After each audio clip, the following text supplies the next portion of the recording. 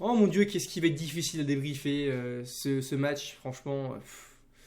Franchement, un match, tu vois, match nul entre Lille et Lyon, franchement, que je prends, de base j'aurais pris, franchement, parce que aller faire match nul à Lille, c'est pour moi un bon résultat. Lille, c'est une très bonne équipe, on l'a vu ce soir, notamment en première mi-temps.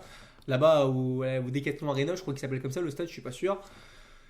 Mais quand même, franchement, je suis frustré parce que, tu vois, si tu fais des comptes actuellement, bah Lyon n'y est pas. Hein, pour vraiment, sur la dynamique pour aller se qualifier en Ligue des Champions, on n'y est pas. On n'y est pas. On perd des points, on n'arrive pas à gagner face au gros. Et franchement, ça, c'est assez gonflant. Franchement, je dis c'est assez gonflant. Bref, eh bien, ces amis, aujourd'hui, on se retrouve pour un nouveau débrief, pour le débrief de LOSC Olympique Lyonnais, match nul un partout entre Lille et Lyon, du coup.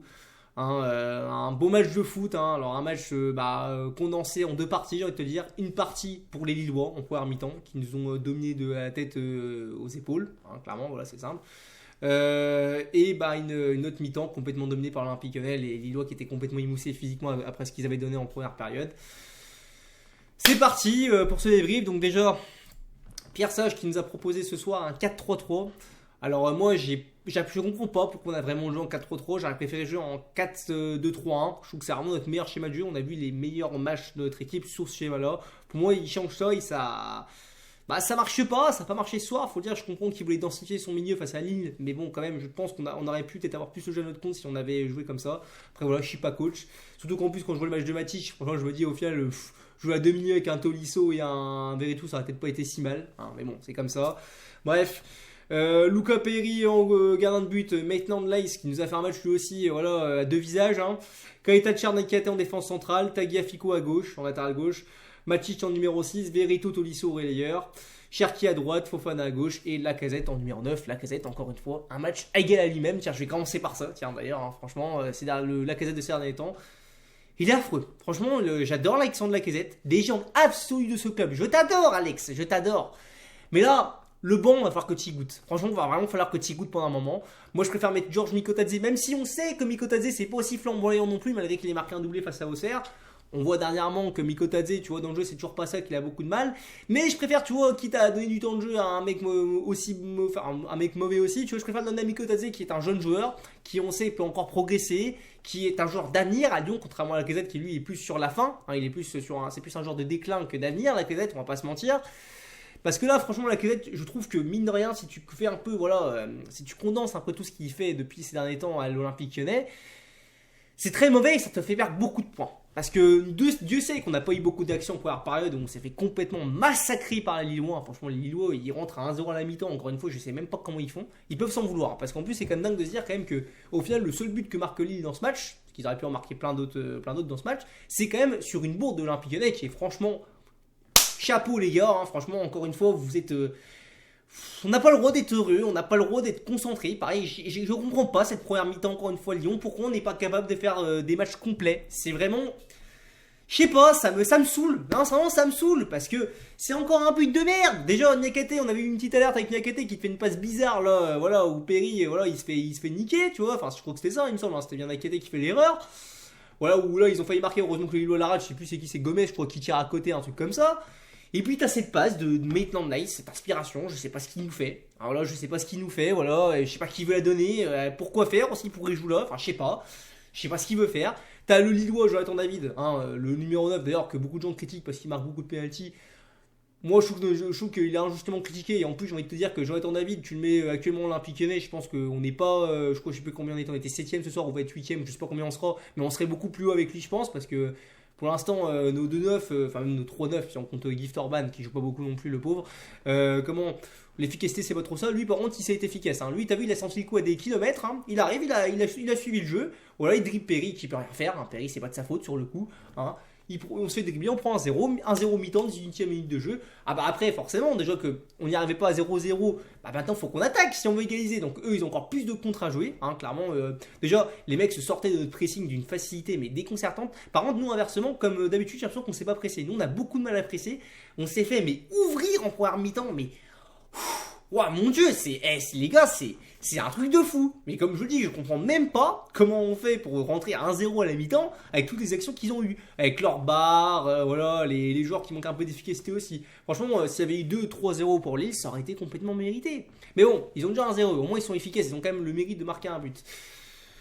Donc on se fait ouvrir, hein. Matic complètement aux fraises, pareil il y a des joueurs qui sont complètement aux fraises, mais Tant Nice, sa première période est affreuse, après on va parler de sa deuxième mi-temps qui elle est pour le coup beaucoup meilleure. Non franchement, la Lacazette aussi comme je le dis, pas bon, enfin bref. Il y a ça, après globalement l'équipe n'y est globalement pas, mais t'as quand même des gens quand même que tu vois un peu plus que d'autres, quand même, qui sont plus mauvais que d'autres pardon. Deuxième mi-temps, alors j'avoue que j'ai vu le match au travail, donc j'ai pas bien vu tout ce qui s'est passé, mais d'après ce que j'ai vu, il a pas fait vraiment de changement à la mi-temps. Je sais qu'au cours du match, il a fait rentrer Mikotadze à la place de Veretout. À un moment donné, il a fait plutôt de changements, je me rappelle plus, excusez-moi de tous les changements. Je suis honnête, hein, j'ai pas bien vu par rapport à ça. Parce que je devais faire des petits coups de tête comme ça, des petits contrôles angle mort des fois, parce que je travaillais en même temps. Je suis désolé par rapport à ça, ça a peut-être un peu biaisé mon analyse. Bref, je vous raconte un peu ma vie. Seconde mi-temps, là par contre on voit que les Lillois ont beaucoup donné en première période et ils peuvent s'en vouloir de ne pas avoir mis plus de buts parce qu'après tu les as sentis beaucoup plus émoussés. Et là on a eu beaucoup plus d'espace, on a réussi à mieux rentrer dans notre match dans la seconde mi-temps. Là par contre la seconde mi-temps était complètement pour nous. On a pris du plaisir comme on a vu souvent, mais pourquoi on ne le voit pas sur un match complet? Pourquoi on n'attaque pas le match de cette façon-là en seconde mi-temps? C'est génial. Je sais que c'est aussi parce qu'ils ont été beaucoup plus arculons les Lillois, mais même si tu mets un peu d'intensité, tu peux aussi faire mal à ces Lillois. Il peut y avoir un match équilibré où ça joue à droite à gauche, parce que les gars, le match nul, je vais pas le minimiser, c'est une belle performance de faire match nul à Lille. Lille c'est une belle équipe, regarde ce qu'ils ont fait en Ligue des Champions dernièrement, c'est une équipe qui joue à Ligue des Champions, qui est franchement un beau projet collectif de jeu, même si tu vois Genesio, voilà, parce qu'il faut quand même le dire, ce soir il a encore failli s'en sortir avec une victoire, parce qu'il a quand même beaucoup de chat quand même ce mec là, notamment avec le but annulé, là, j'en parlais après, je vais pas me cacher derrière ça mais j'en parlais après, mais les Lillois c'est une belle équipe, franchement ça joue beau, c'est un beau football, franchement vous pouvez être fiers de votre équipe, et les Lillois, ça fait des années que c'est l'un des meilleurs clubs qui travaille en Ligue 1, c'est un des clubs qui travaille le mieux en Ligue 1, les mecs ils sont très forts franchement. Non, rien en Ligue 2, ils doivent prendre du plaisir, surtout parce qu'ils ont fait en Ligue des Champions comme contre le Real, comme je disais, l'Atlético, même si bon, l'Atlético, on sait qu'il y a eu des faits de Dieu qui sont un peu avantagés, mais c'est pas grave, au moins ils ont la hargne, ils vont quand même chercher la victoire malgré tout, tu vois. Non, franchement, félicitations. Et nous, tu vois, dans cette seconde mi-temps, alors on égalise sur cette action de Maitland-Nice qui fait un beau travail sur le côté, qui a pu marquer d'ailleurs à 2 reprises Maitland-Nice, parce que sa seconde mi-temps n'a rien à voir avec la première. C'est dommage que tu vois, il y a des 2 ballons de frappe qui passent pas loin, mais il arrive quand même à se centrer à un moment donné en fin de match, et on arrive à égaliser.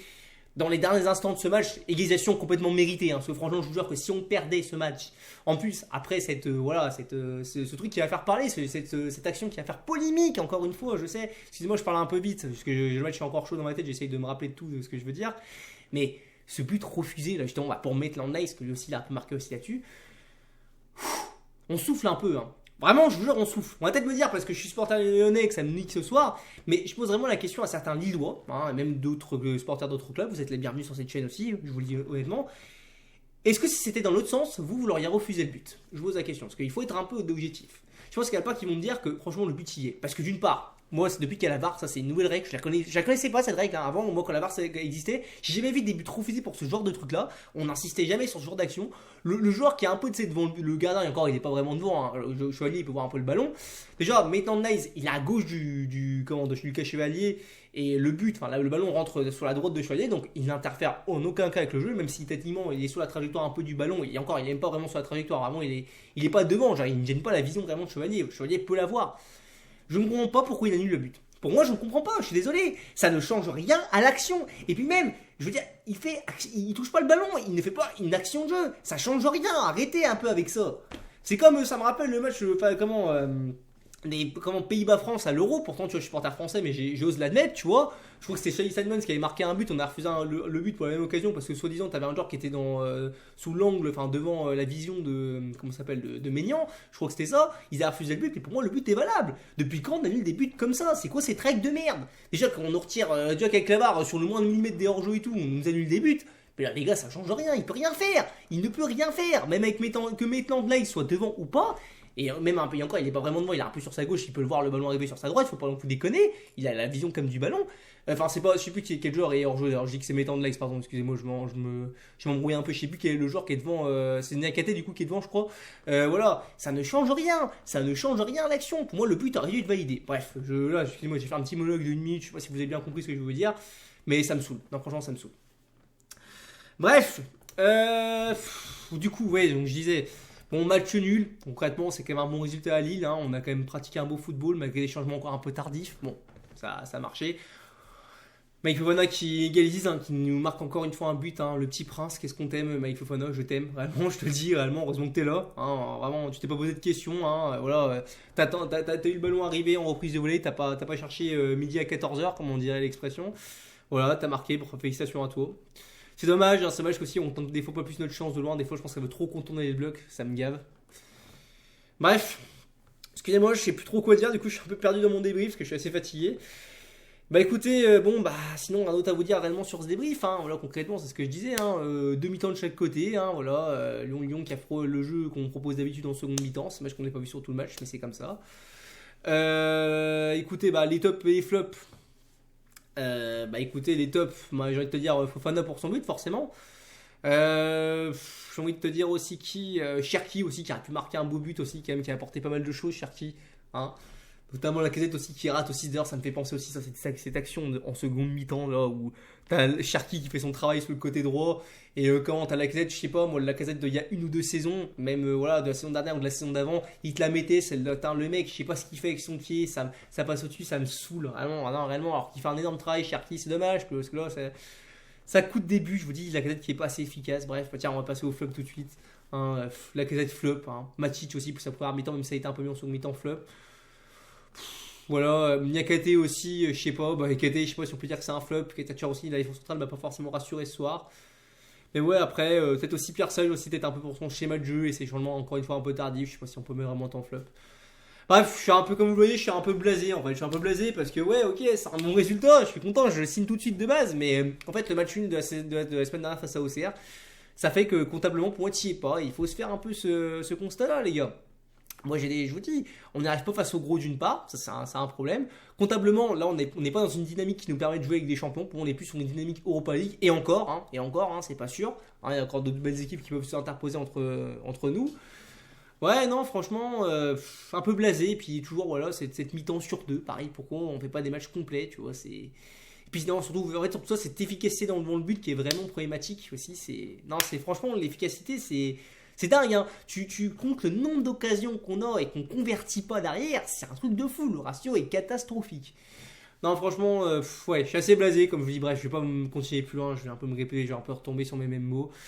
Bref, n'hésitez pas à donner votre avis, que ce soit en pouce bleu ou en pouce rouge, j'ai rien à vous dire d'autres sur ce débrief. On se retrouve prochainement, il me semble qu'on joue la semaine prochaine, jeudi, face à Hoffenheim, le club allemand, là il me semble, là-bas on joue chez eux, hein, à nous d'aller chercher un résultat. J'espère qu'on ira chercher une victoire, parce que mine de rien, ça fait 3 matchs sans victoire, et ouais, hein, les séries s'enchaînent, on n'est pas dans une super spirale, là, faut le dire. Hein, on s'était un peu enflammé il y a quelques temps, bah là, vraiment, on peut dire, on retombe sur terre. C'est comme ça, c'est ce club, hein, on est habitué, j'ai envie de te dire. Bref, comme je dis, on se retrouve pour une prochaine vidéo, et allez l'OL, allez, à plus les amis.